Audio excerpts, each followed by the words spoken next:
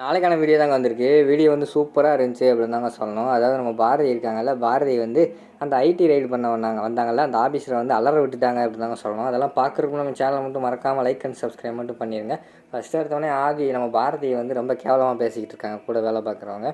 ஏம்மா, நீ எல்லாம் பொம்பளையாக பிறந்ததுக்கு வேறு ஏதாவது தொழில் பண்ணியிருக்கலாமா? இப்படி கம்பெனி காசை அடித்து கொண்டு போய் இப்படி இருக்கியம்மா, அது எப்படிம்மா இவ்வளோ பண்ணியும் நீ பாட்டில் ஒன்றுமே பண்ணாத மாதிரி வந்துக்கிட்டு இருக்க அப்படிங்கிற மாதிரி சொல்லிகிட்டு இருக்காங்க. அங்கிட்டு பார்த்தா நம்ம ஸ்வேதா நல்லா பார்த்து சிரிச்சுக்கிட்டு இருக்காங்க. நம்ம பாரதி அப்படியே கண்கலங்கி போய் அப்படியே அழுதுகிட்டு இருக்கிற மாதிரி காட்டுறாங்க. பக்கத்தில் இருக்கிறவர்கிட்ட இன்னொருத்தர் சொல்கிறாரு, நம்மளும் பேசாமல் லேடிஸாக பிறந்திருக்கலாம், நல்லா மேக்கப் போட்டு எல்லாத்தையும் ஏமாற்றி காசு அடித்து நம்மளும் கோடீஸ்வரன் ஆகிடலாம் அப்படிங்கிற மாதிரி சொல்கிற மாதிரி காட்டுறாங்க.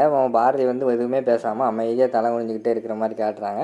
அவர் அதுக்கடுத்து விடுற மாதிரி இல்லை. ஏமா காசு ஏதோ எல்லாத்தையுமே அடித்து கொண்டு போய் டூர் போகிறியாமலே உங்கள் ஹஸ்பண்டு கூட, எப்படி உங்கள் ஹஸ்பண்டு கூட போகிறியா, இல்லைன்னா வேறு யாரையும் கரெக்ட் பண்ணி வச்சுட்டு உங்கள் பாய் ஃப்ரெண்டு கூட போகிறியா அப்படிங்கிற மாதிரி கேட்டவன் பாரதிக்கு வந்து பயங்கரமான கோவம் வருது. அந்த நேரத்தில் டக்குன்னு ஆதி வந்து என்ட்ரி கொடுத்து அவர் கன்னத்திலே பலார்னு ஒரு ஒப்பு வச்சிடுறாங்க.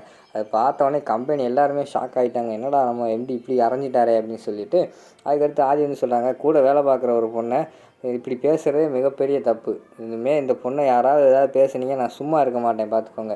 இதுதான் உங்களுக்கு கடைசி அண்ட் ஃபஸ்ட்டு வார்னிங்காக இருக்கணும். இதுக்கு மேலே இந்த பொண்ணை ஏதாவது பேசுனீங்க அவ்வளோதான், வேலையை விட்டே நான் தூக்கிடுவேன் அப்படிங்கிற மாதிரி சொல்கிறாங்க.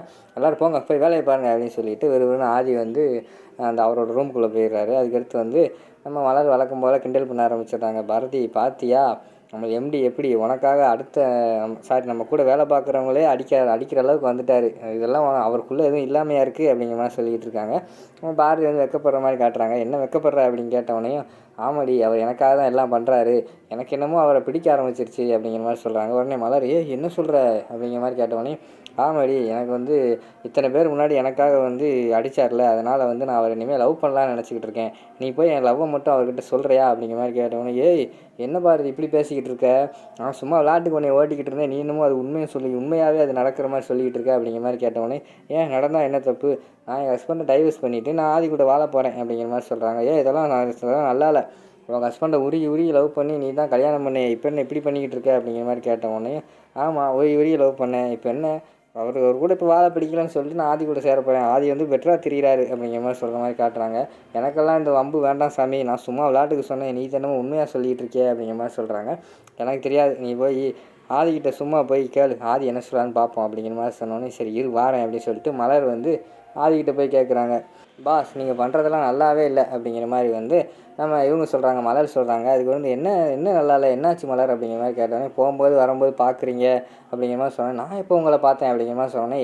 என்னையை பார்க்கல, பாரதியை பார்த்தீங்களா அப்படிங்கிற மாதிரி சொன்னேன். ஆமாம் பார்த்தேன், அதில் என்ன இருக்குது அப்படிங்கிற மாதிரி சொன்னோடனையும், இல்லை இப்போ என்னடானா பாரதிக்காக எல்லாமே பண்ணுறீங்க, எனக்கு என்னமோ நீங்கள் அவர் மேலே ஒரு ஆசை வச்சுருக்கீங்களோன்னு டவுட்டாக இருக்குது அப்படிங்கிற மாதிரி வந்து மலர் சொல்கிறாங்க.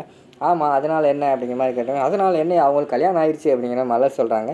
கல்யாணம் ஆனால் என்ன இருக்கட்டும் அப்படிங்கிற மாதிரி சொன்னோன்னே, என் வயசில் ஒரு பொண்ணு வேறு இருக்குது அப்படிங்கிற மாதிரி சொன்னோன்னே, பொண்ணு தானே இருந்துட்டு போகுது அப்படிங்கிற மாதிரி சொல்கிறாங்க. என்ன சார் இப்படி பண்ணிக்கிட்டு இருக்கீங்க அப்படிங்கிற மாதிரி கேட்டவொடனே, இங்கே பாருங்கள் மலர், ஆசை வந்து யார் மேலே வேணால் யாருக்கு மேலே வேணால் வரலாம். என்கிட்ட இருக்கிற காசுக்கு அவங்க ஹஸ்பண்டுக்கு காசு கொடுத்து செட்டில் பண்ணிவிட்டு நான் அவங்களை கல்யாணம் பண்ண போகிறேன் அப்படிங்கிற மாதிரி சொன்னோடனே மலர் வந்து பயங்கரமான ஷாக்காகிடுறாங்க. என்ன சார் இப்படி சொல்லிக்கிட்டு இருக்கீங்க அப்படிங்கிற மாதிரி சொன்னோன்னே, நீங்கள் போய் வேலையை பாருங்கள், அடுத்தவங்க இதில் மூக்கம் வளைக்காதீங்க மலர் அப்படின்னு சொல்லிவிட்டு அவங்கள வந்து அனுப்பி வச்சிடுறாங்க. சரின்னு சொல்லிவிட்டு மலர் வந்து போயிடுறாங்க.